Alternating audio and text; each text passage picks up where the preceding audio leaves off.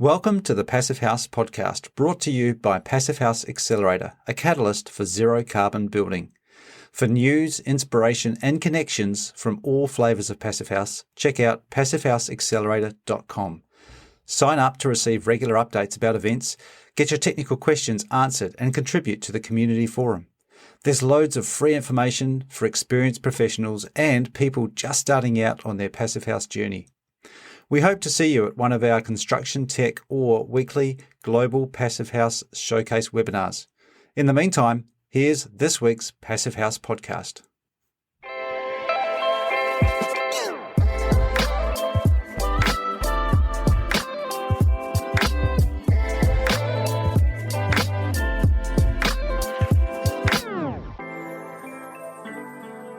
Well, welcome back to our regular episode of the Passive House podcast. How are you doing, Zack?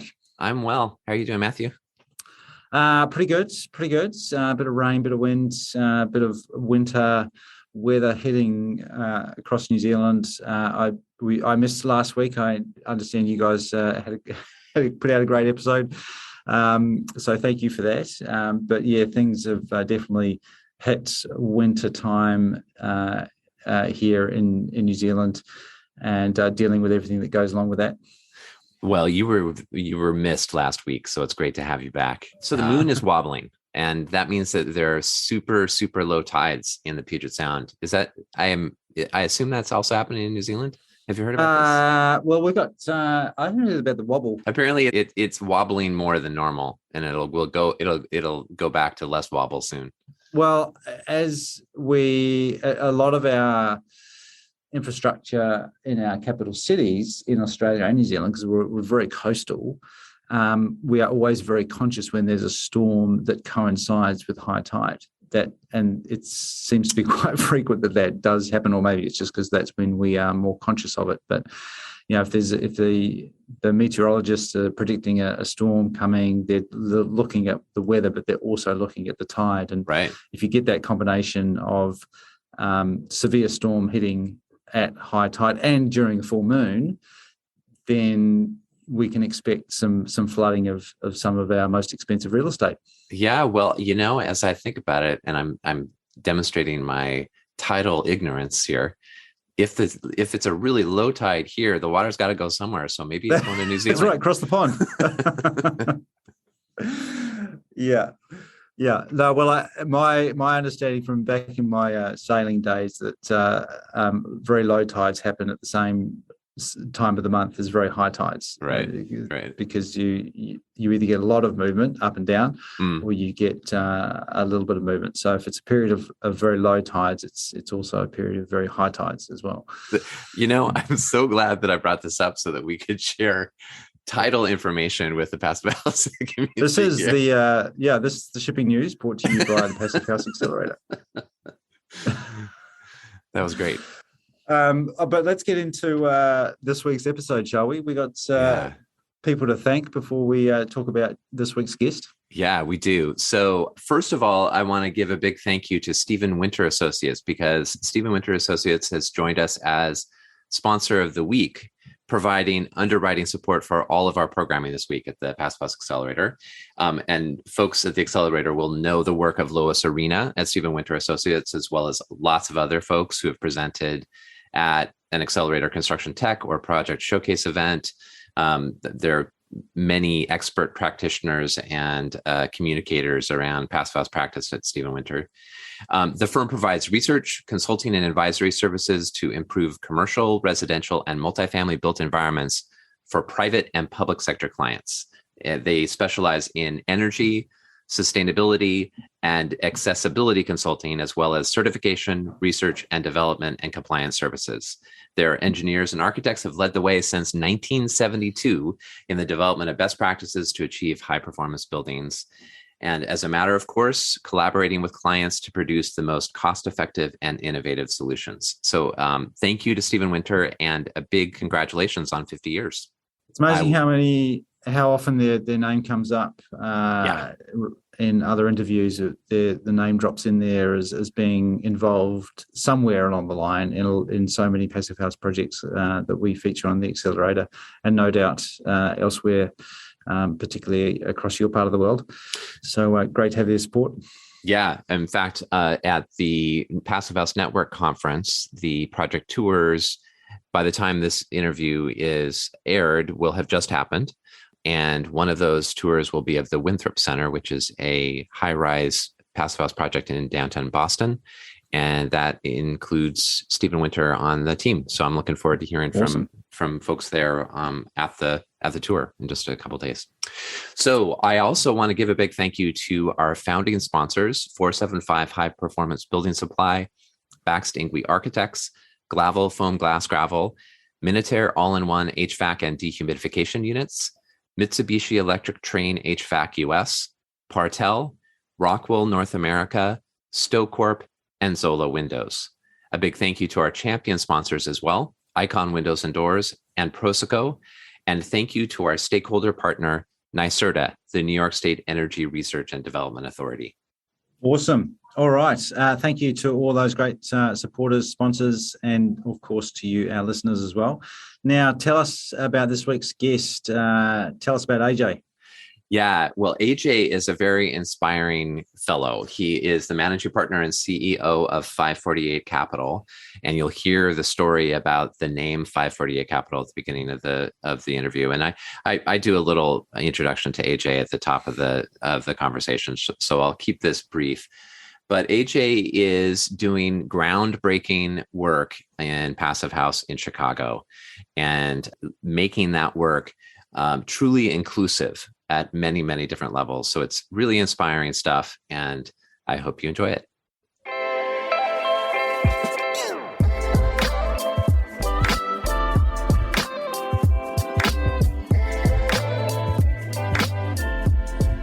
Well, I have AJ Patton here. AJ, welcome to the Passive House podcast. Man, thank you, Zack. I appreciate you having me. Of course. It's so great to have you here. You are managing partner and CEO at 548 Capital. You've got a background in investment banking, endowment management, and real estate analysis. In 2019, you were named a recipient of the Energy News 40 Under 40 Award for your impact on America's transition to a clean economy. You were recently featured on the Passive House Accelerator Live program. You presented about the 2 Passive House multifamily projects you're developing in Chicago. It's really great stuff, and I'm really looking forward to getting into those projects in this conversation. But before we do, could you tell us the story about 548 Capital, what you're doing there, and why you're doing it? Sure. And thanks again for having me. I really appreciate you sharing the platform and just creating space for me to tell the story and highlight some of our efforts. The company, I started in 2016, but frankly, the inspiration for the company started in 1999. My mother received a $400 gas bill. She was making $10 an hour, and subsequently, we got our gas shut off, and we had to boil water to take a bath for approximately a year. And you know, I don't care what happens to you throughout your life, the evolution, going to college and traveling, if you're lucky to do well in business or professionally, et cetera, that will always live with me. I will die remembering 4 pots on an electric stove, carrying it up a flight of stairs and dumping it into a porcelain tub and repeating until the tub got halfway full. And then I would open the water up just to put some cool water in there to cool the boiling water down. Right. And that's how I took a bath. I will always remember that. And then fast forward to 2012 to 14, I was an executive for a company called Equities First out of Hong Kong. The North America office was in Schaumburg, which is a suburb of Chicago. And we were entertaining investments across the entire investment portfolio. So equities, equity, debt, VC deals, PE deals. We were seeing every real asset deals. And we started getting pitched all these solar deals. And most people did not pay much attention to me in the room, but a couple people started to figure out that I was technically the head of U.S. investments, even though I had the baby face at the time. I don't look so young anymore. And when they caught up on that, they realized that none of the deals in the States were going to get to the partners unless it got through my desk. And so the investment community, at least that was pitching my firm, started to take me seriously. Yeah. One day, we were getting pitched some solar deals. And in the process of diligence, it was clear that they weren't going to make it to committee. The threshold that the old firm was looking for in terms of return was in the teens. Utilities are more like a fixed income number in the low single digits, mid single digits. And so I just told him, I said, hey, man, this probably isn't going to work. I said, but I got an idea. You're selling all your energy to Google and Target and these Fortune 500s. Had you considered selling to families, everyday folks, and people that could really use these type of discounts on energy? Not knowing, he didn't know my background, but he knew I was important enough to at least respect my idea, or at least my conversation. And he says, frankly, AJ, this whoever sells energy, it's easier to sell to these larger institutions than to try to go and sell to individual families. Remind you, this is over 10 years ago, so there wasn't these huge subscription model platforms out there for individual families to subscribe to community solar. And so I countered to him, he said, well, you can't find the landlord, the educational gap with families and all that. I said, okay, that's fair. I said, but what if I owned 2,000 units and I own the utility solar, and I could sell it to myself and those families at a discount? He said, not a bad idea. And whoever does that's going to change the market forever. So I quit my job. And not necessarily on the spot, but not far after. Yeah. And I named the company 548 Capital and 548 Development after the projects that I grew up in. We were in unit number 548. And I wanted everything that we did, touched, and saw to be targeting, impacting families in those living conditions. Because no 12-year-old should be boiling water to take a bath, not in the great USA. And so that's kind of the origin story of how we started the company. We were targeting to build solar-powered housing and just frankly solar-powered communities and sustainable communities, and making those technologies accessible for all. Yeah. It's a really powerful story. And I mean, you're tackling energy democracy in your work, which is, if we're going to make this transition happen right, we need to figure out how to deliver on the promises of energy democracy. So it's super cool to see. So thank you for the work that you're doing. So let's dive into the passive house projects you're doing, and maybe could we start by addressing how these projects and how passive house kind of fits into that vision that you're describing? This. Well, here's the open secret about me, Zach. Yeah, I'm a bit of a nerd, so I can get on get down a rabbit hole. You're in good company. Thank you, brother. I'd like to think that I'm cool, but I'm always reminded that I'm not as much as I think. Yeah. How did I end up chasing passive house? I backed into it in the sense, and maybe that's not the right phrase, but essentially what the rabbit hole I went down was, okay, we're going to do solar on every project. What else can we do to lower utility bills for families? All right, so we did solar. And then all of these like smaller energy efficiency packages and strategies are out there. And in many markets, the utility supports them. So we're talking lighting fixtures, water fixtures, in some cases, the stoppers around the doors. I forget the phrase, Zack, so give me some grace here. The airflow around doors. Then in some cases, they'll help with smart thermostats. And then, then you grow to, are they going to impact your building systems and windows, right? HVAC, water heating and cooling, and windows. So as I'm going down this world where I'm like, okay, solar I can do, if I'm putting a new HVAC system into a building, why not put a more efficient one in there? That's in a those models, those financial models are pretty straightforward. Okay. The other small stuff you should just do because it makes sense. Okay. What else can I do? Do you insulate the walls? Then you insulate the roof, better windows. And then I stumble upon the Passive House YouTube channel. I started reading a billion articles about it. I started just really kind of getting obsessive with like who's doing this and what are their outcomes. And then frankly, and maybe we'll touch on this more, can they do it in a fiscally responsible and a financially viable way? And frankly, I just went way down the rabbit hole, Zach. And I'm kind of obsessed with it in the sense that I would like to be able to do a passive house project, multifamily, without subsidy, and make the deal pencil without it being luxury and for just the 1%ers.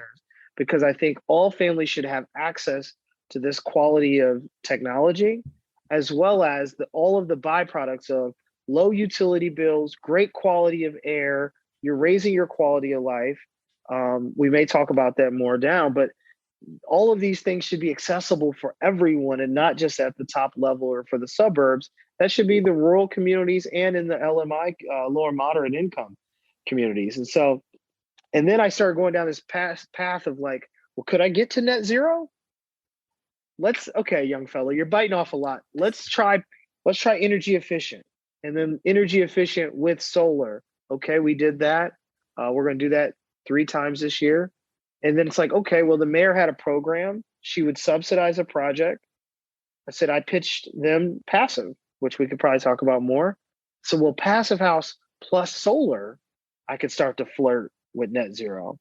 And that's essentially how I got here. So I know I'm blabbing a little bit, but frankly, that was kind of my thought. So, I mean, I'm up at 3 a.m.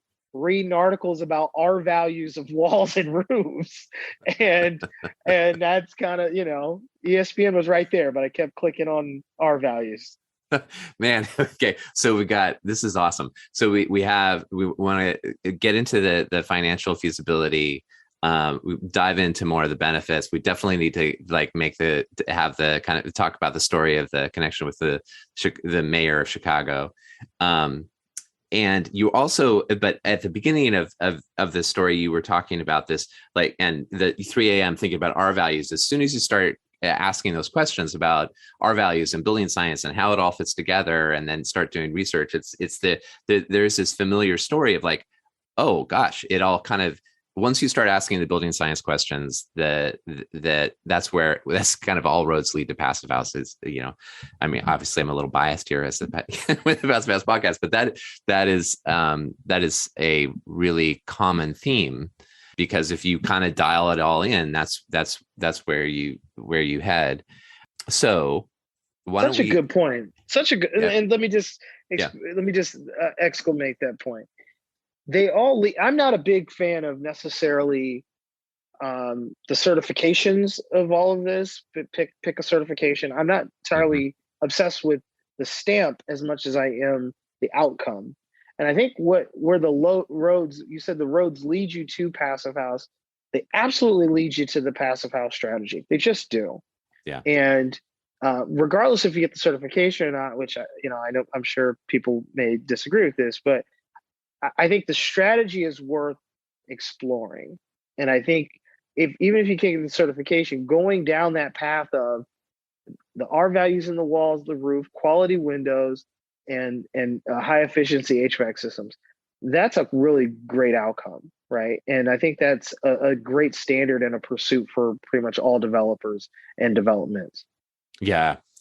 So and those outcomes lead to benefits for the people who are living in the building. So why don't we dive into that? Because that was one of the things that you alluded to just now.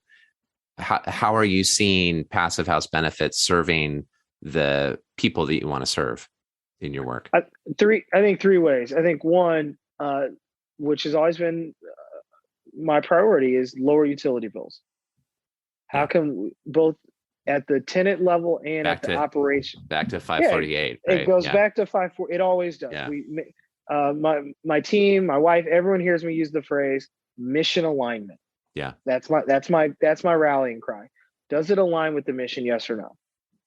I think, frankly, lowering operating expenses lessens our burden to need to raise the rents.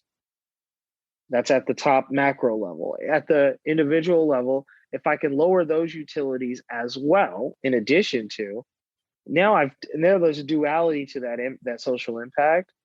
And then lastly, which is something that I had to get my arms around as we were transitioning from energy efficiency to really the passive house strategy, was the quality of air. Now we're pumping fresh air into all these buildings. And frankly, the next three largest buildings that we're building right now are all electric. So there won't even be a gas line going into these units. Yeah, fantastic. So like you're talking, I mean, that's a massive change in quality of life. It's just a massive change. And, the communities that I'm targeting disproportionately have asthma and breathing respiratory issues. To be able to attack that with positivity, I think is really the name of the game. And that's the outcomes that we're pursuing. And I'm intentional. I'm saying attack. We're going to attack that with these positive intentions. Yeah. And so the money piece, in terms of both creating these buildings that are financially viable. So there's that piece, which is the goal, right? And then there's the money piece of how you're making these projects happen, and the connection with the mayor and all that. Which one do you want to start with? Let's start with the mayor, because in case she's listening, I want to make sure she knows she's a priority. Very wise, diplomatic. She rolled out a program called Invest Southwest. So if you ever look up the hashtag Invest Southwest, it's a hashtag targeting Chicago, and not just investing. Historically, mayors across the country, they focus their investments on the downtown business districts and how they can attract international travel and so forth. And this is the first mayor that said, we need to really start investing out in the neighborhoods, and particularly the neighborhoods. Chicago is a very segregated city, targeting investments in those corridors of where they've been disinvested in for at least 4 decades now. So she rolled out the program Invest Southwest, targeting the South and West Side neighborhoods, and picked these big plots of land, city blocks, literally entire city blocks, that were either vacant or dilapidated, and said, hey, developers, pitch me your best idea, and whatever your funding gap is, I'll fill it. Wow. So you pitch me a $50 million deal, and really it only pencils to $25 million, and you need $25 million in tax credits and TIF, it's yours. As long as it's got the benefit, it's great design, it's gonna, and it's a competition. There were some really good ideas at all kinds of different sites, and she rolled it out very strategically, 4 sites at a time. Developers and architects and engineers from all around the world, frankly, turned in 200-300-page RFPs responding to each site. Who's who. There were, I believe, at one time, 20 different RFPs rolled out for different sites throughout the South and West Side. We were lucky enough to win 4 of them. Wow. Which we're the only person. Incredible. It's kind of surreal in hindsight. We're the only group to win more than one. Mm-hmm. And we're the leader on 3 of them.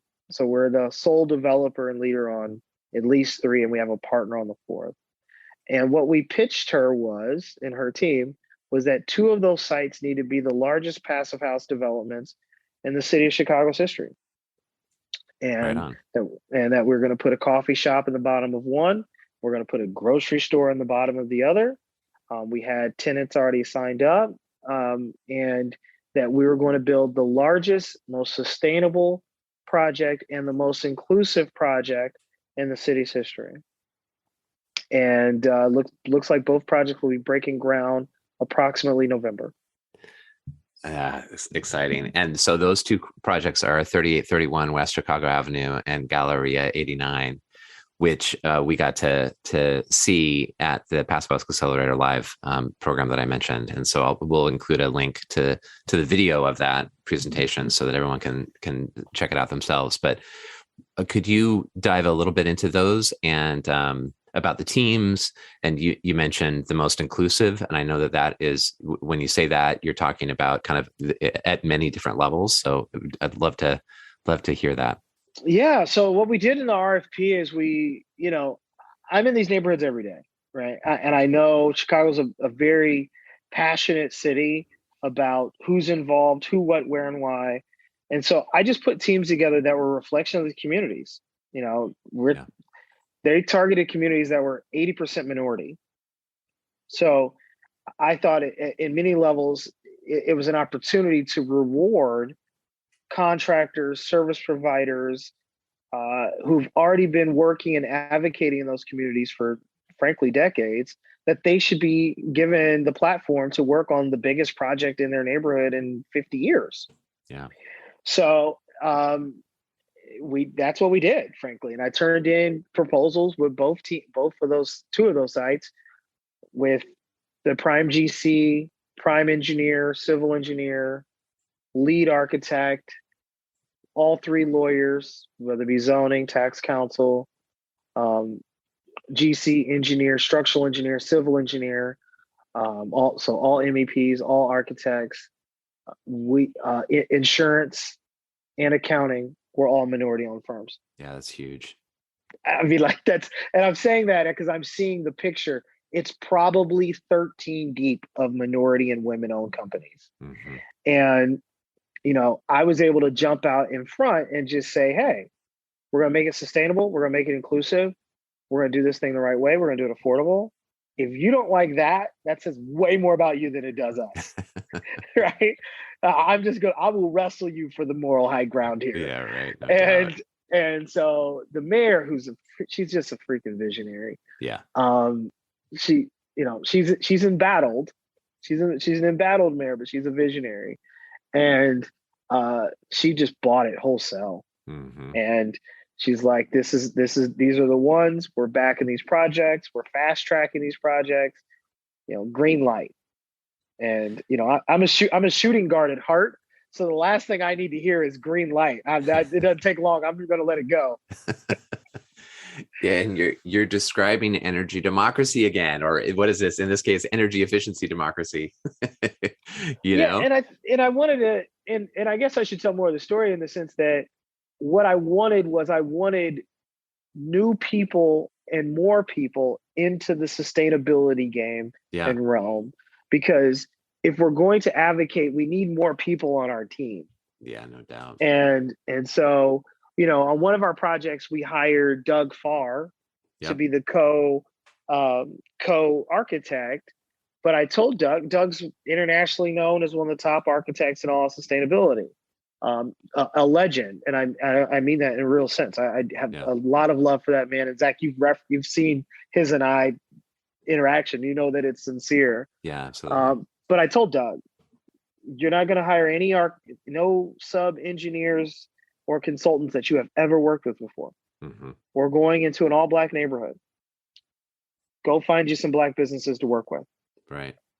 And he accepted that challenge because he understood the larger assignment. And so frankly, this is a legacy project for Doug, and I could not be more proud of my friend and mentor. Yeah. Yeah. Goosebumps. We have, I think, bemoaned how white this industry is, and you're kind of putting the lie to it in a way. It's like, come on, guys, we gotta make some decisions. It's exactly building those kinds of teams and having people with decades of experience in their fields but are new to Passive House. That will, I think, has all sorts of kind of butterfly effects or ripple effects in terms of spreading the kind of expertise and development of Passive House practice as well. So it's really, really cool to hear about.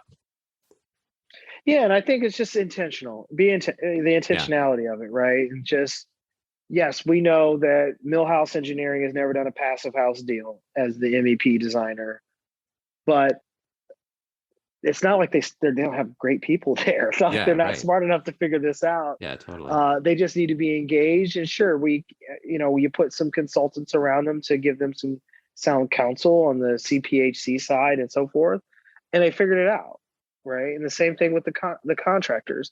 And then also, I think this is where valuable partnerships matter.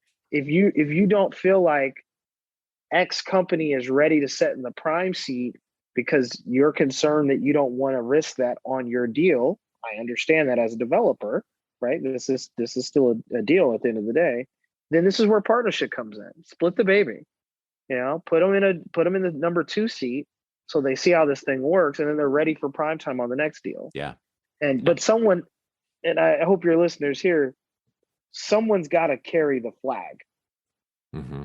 Whether it's the developer, the prime GC, the architect, somebody's got to say, hold on, where are the women in the room? There's not one. We don't know one woman that owns a business, not one of us.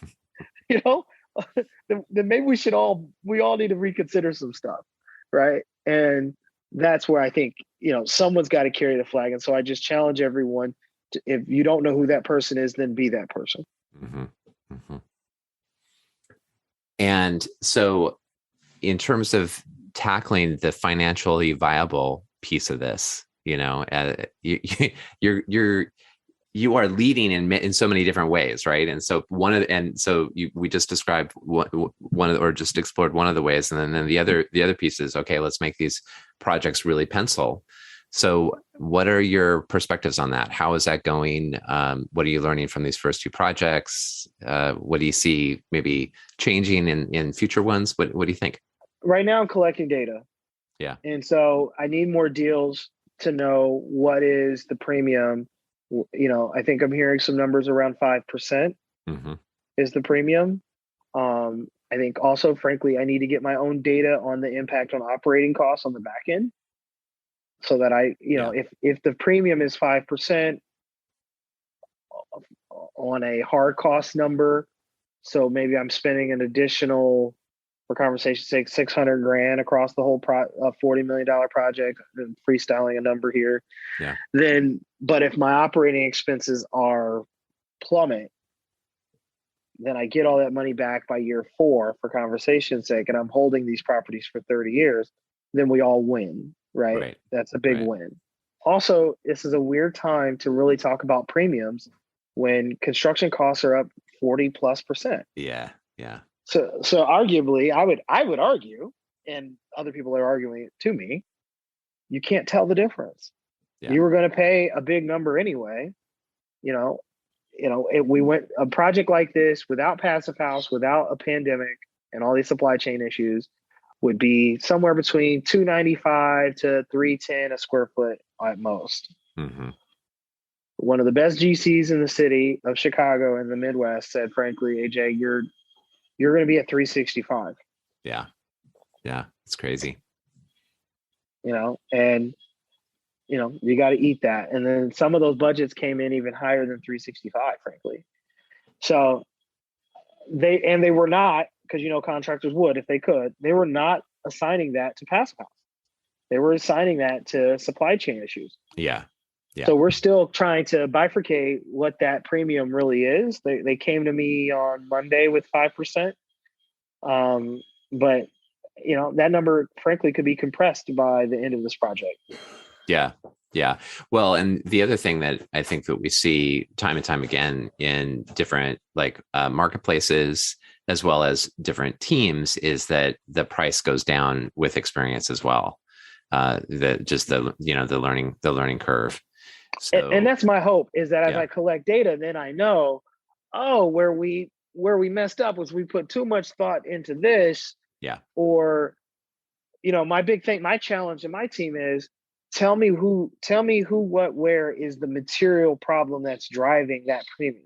Mm-hmm. Right? Because then let's go shop the heck out of that. Yeah. Is it insulation? Is it roofing insulation? Is it wall insulation? Is it the HVAC system? Is it, the fact that most of your projects don't have makeup air? And so that system alone is a part of that 5%. Right. I accept that. Right. That's a fair thing to say, right? Yeah. But let's dial in that 2 or 3 things and then challenge me to go get it. Because I'm a hound dog. If you tell me that you're getting everything at $260 a square foot, I know someone somewhere can sell it to me for $250 a square foot. Right. It's got to happen. It's America. And maybe I sound like an exceptionalist on my country here, but I just believe it. It's America, man. Someone's going to ship it for 10 cents cheaper. Yeah. Well, and you mentioned Makeup Air. Beverly Craig from the Massachusetts Clean Energy Center has been sharing what they're seeing in Massachusetts for the cost premium for Passive House, and it looks like it's between 2% and 3% at this point there. And that and obviously that cost delta can vary from region to region too, and then also just how many projects are happening. I think these are a couple of the first big Passive House projects in Chicago, right? Correct. And in Massachusetts, they've got dozens underway. So dozens. It's amazing what's going on there. It's just going gangbusters there. Did they have a change in building code? Yeah, they've had a bunch of policies that have helped make that happen, and include with incentives and all sorts of stuff that has really fueled that explosion there. But what she notes is that premium of say 2%, it can be. You can attribute that to just the ventilation system. The basically these are better. We're delivering indoor air quality to these units in an age of COVID and who knows what in terms of air pollution. We have all these wildfire events now in the Northwest. People are willing to spend a little bit, extra 2% extra to have clean air. It can be really immaterial. Not to mention the cost escalation just in construction in general. So what do you see on the horizon? Do you expect to be doing more Passive House? Not necessarily even certification, but the approach. What are you learning from this experience with these two? Yeah. What am I learning and what's in the future? Those are two separate questions. What am I learning? Yeah, fair enough. I'm learning a lot because I'm, doing deals in COVID puts a lot of pressure on everyone to try to understand what is real, what is not in terms of costs, managing subs. Everyone's super, super busy. So even getting people to bid stuff, they're like, I'm not bidding it unless I get it. Well, hold on. I don't even know what your price, so right. It's a very weird time where the labor market and all of it, it's just a different time. It's an odd time. And so I feel like I'm getting a bit of a baptism by fire on development because I have 7 projects going and all of them have been impacted by COVID at some point. That's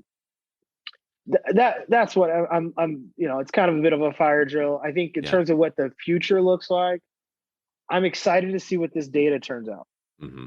I want to know, if I did this a third time, what I would do differently, or what if that premium continues to get compressed from 5 to Massachusetts 2. Mm-hmm. What does that mean? Also, frankly, I've never operated one of these buildings, so I'll be really interested in the lived experience. That those are also I'm just thinking out loud in terms of things that I'm really interested in moving forward. Also, just how those things operate, and then all the data that's going to come from that. And then the big things that I'm always going to be looking at is how far can I go? Can I get to net zero? Where does storage play in this? Frankly, because you want to play offense and not defense. You want to get out ahead of stuff. No one's doing battery storage to scale. Not on multifamily, not in Chicago at least. Maybe Massachusetts is on 20 of them by now. But I don't know. Yeah, I think you're right. I think that's kind of that's maybe a lagging piece of the puzzle.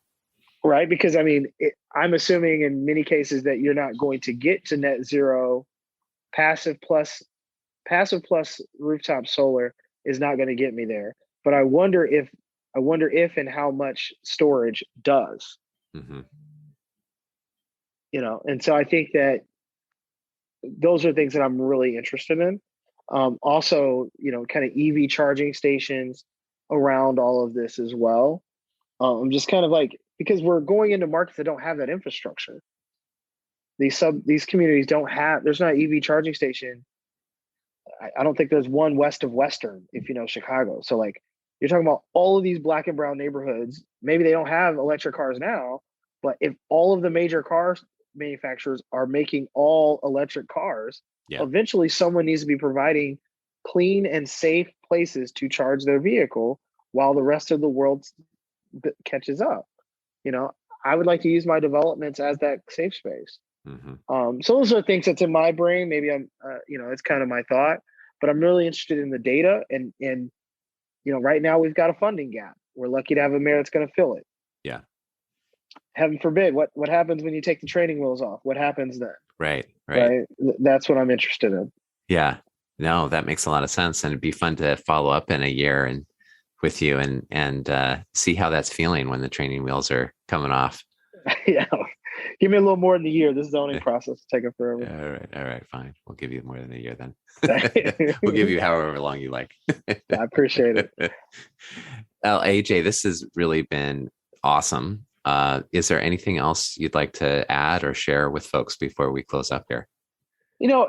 One, Zack, you and your partners, thank you so much. You guys have been, the moment you guys frankly heard about us, you guys have been so supportive and encouraging, and I really, really appreciate it. Opening up and making introductions and sharing your platform, and allowing me to tell the story about Millhouse and these new engineers and Leslie Roth and these new architects and so forth that we're bringing to the conversation. And so, one, I appreciate that. I'm always available, so if folks need me, I'm usually on Twitter arguing about referees. So AJ Patton 10 on social media. But we're moving, and we're really proud of it, and we're looking forward to reporting back our progress. Yeah, well, it's nice of you to say. I mean, your work is just super inspiring. So we're eager to be following it and see it succeed. And I can't wait to see what's in store for you next. So thank you, AJ. Really appreciate it. All right, man. Thanks, man. Appreciate the time.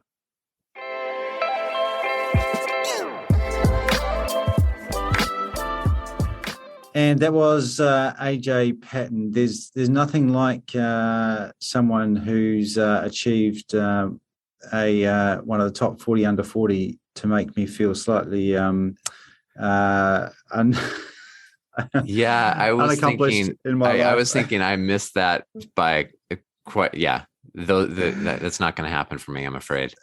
He has certainly achieved a lot and is continuing to make significant waves in the industry, multiple fronts, as he alluded to in that fantastic interview. I was reminded about that very famous Simon Sinek TED talk right at the start when he explained the origin story of 548. I mean, I could just see this boy walking up the stairs, as he described it, carrying the pots of hot water to have a bath, and just having that as the cornerstone, the very title of his company, for that purpose of reminding what his why is. And Simon Sinek's conversation, his thesis is around knowing your why, and I think that's so strong in AJ's philosophy and how he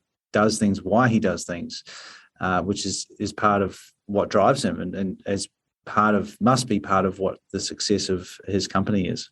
Yeah, he mentioned the mayor of Chicago being a visionary, I think, and I was really struck by the clarity of AJ's vision, which I think is the same, is another way of saying what you just said. And it is such a powerful vision, and clearly one that really resonates with the people he works with, and fortunately also with the mayor, and the administration in Chicago, and they're seeing the connections of his work and the climate action plan that the city of Chicago has. And so it's so heartening to see that kind of support for AJ's vision, and the way that AJ is bringing community together to make it all happen.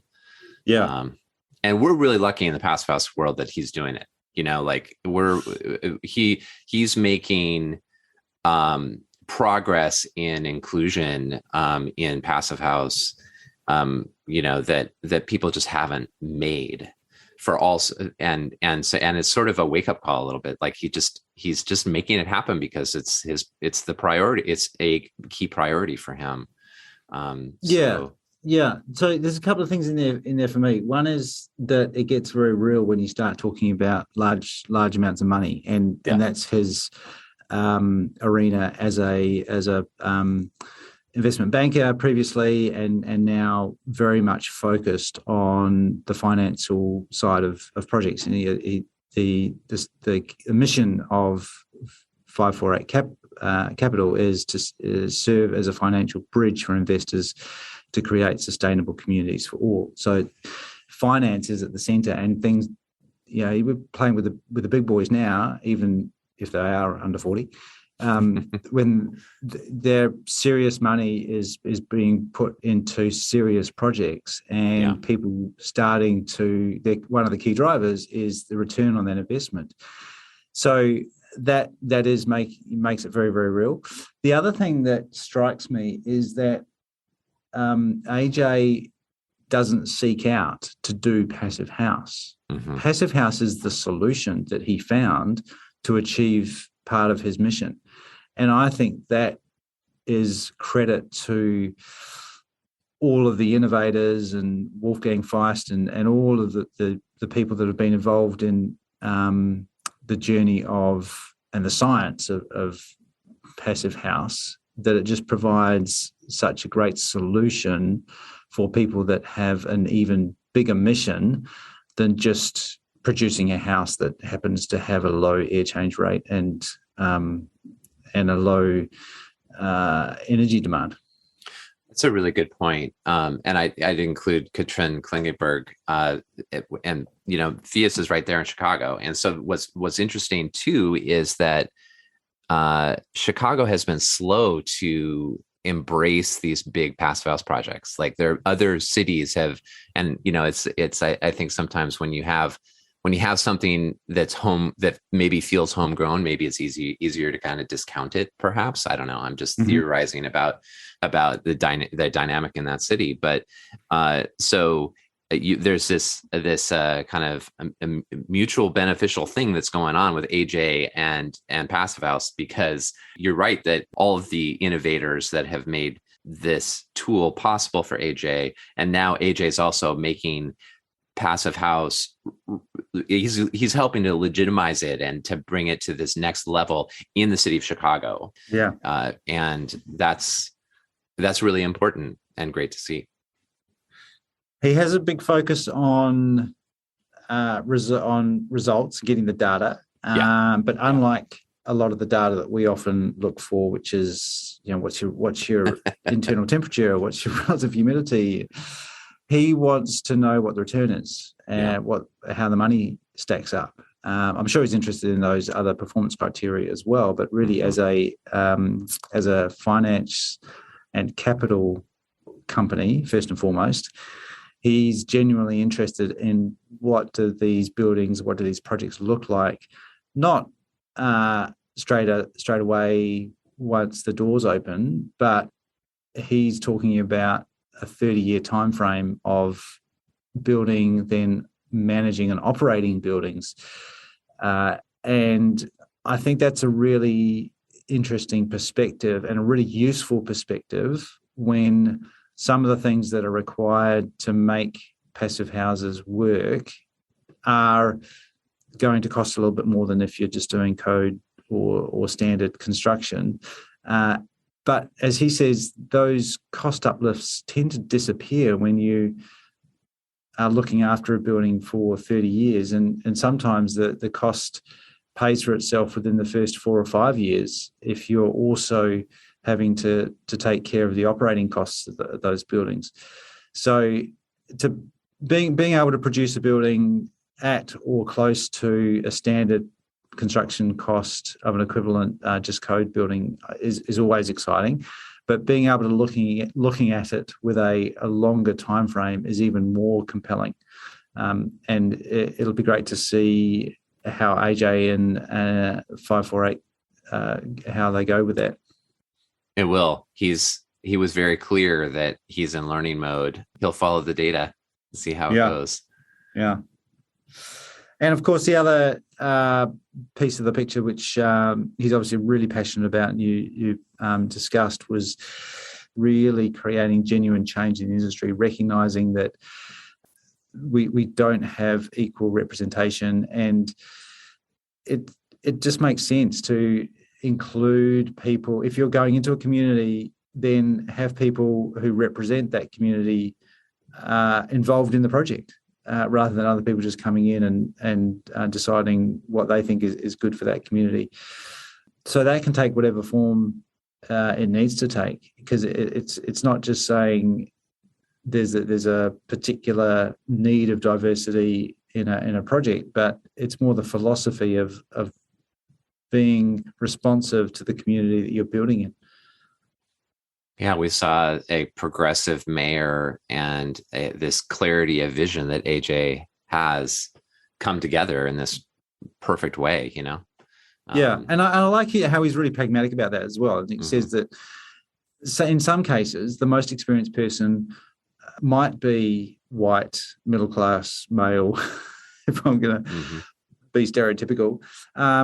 But that might be okay, but bring along another company along for the ride so that they can start learning and be the lead contractor on the next project that you do, so that you're really actively creating the change that you want to see. Yeah, I think that's why we're fortunate to have AJ doing this work.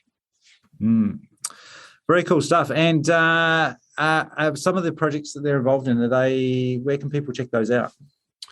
Well, I'll include a link to the video of the presentation that AJ and his two teams just made about those two projects, the two Passive House projects, as well as a link to the website for 548 Capital, which is 548, the three numerical digits, capital.com. You know, he's got a lot of irons in the fire, as we heard in the interview. Absolutely. Awesome. Good stuff. Now, you mentioned the Passive House Network conference, which will be wrapped up, I think, by the time people are listening to this. That's right. But should be a bunch of resources and videos and content coming from that. We're documenting the project tours, and so we hope to have some good video packages to share with everybody from those tours. And we've got some other stuff coming up as well. We do. So we have been focusing on Windows at the Accelerator this month, and that continues this week on Wednesday for Passive House Accelerator Live. We are joined by John Mitchell of Building Type. John Mitchell and Ed May run Building Type, and John is going to be presenting a construction tech edition of the showcase of the Accelerator Live called Modeling Window Details, Ensuring High Performance Windows Stay High Performance. And then the next day, on Thursday, my time, Friday, your time, we're going to be joined by Mike Cairns from Innotech Windows and Doors, who will be doing a component spotlight, Passive House component spotlight with us, entitled How to Get the Most from Your Windows and Doors. So both of those, I think, are going to be really fantastic deep dives into Windows. And so we hope that folks will join us for both of those this coming week. I should also mention International Passive House Open Days coming up end of June. And in this part of the world, that's the best time to go to Passive House, because it's our winter time. So it's really great to drag people into a Passive House in the middle of the beginning of winter on a nice cold, wet, windy day. So check those out for both Passive House Australia and also Passive House Institute New Zealand to see what's going on for those mid-year open days. Yeah, we'll include a link to that information in the show notes. There's also stuff happening in North America around the open days, so good stuff. Awesome. Well, I think that does it for this week. Thank you again to our supporters, and thank you all our great listeners out there. Please, if you do have any thoughts, comments, or feedback for us, you can email us podcast@passivehouseaccelerator.com, and also open to suggestions for future guests as well. If you know of any good projects that are coming up or near completion, or even have been lived in for a while and want to report back, then please let us know, because we're always looking for great stories to tell. All right. Thank you, Zack. Thank you, Matthew.